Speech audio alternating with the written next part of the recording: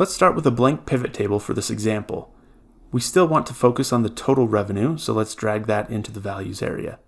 Let's say we want to show revenue by branch, but also by sales rep. We can add multiple levels within our pivot table. Let's drag branch into the rows area. When we also drag sales rep into the rows, the pivot table now summarizes the data by branch, and underneath each branch, we have the sales rep. The branch rows are bold and also have a subtotal in them.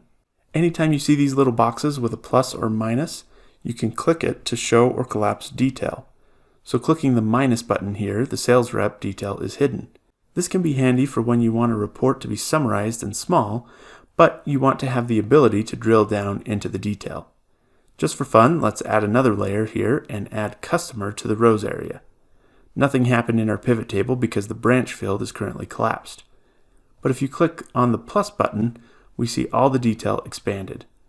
You can do the same thing for the Scranton branch as well.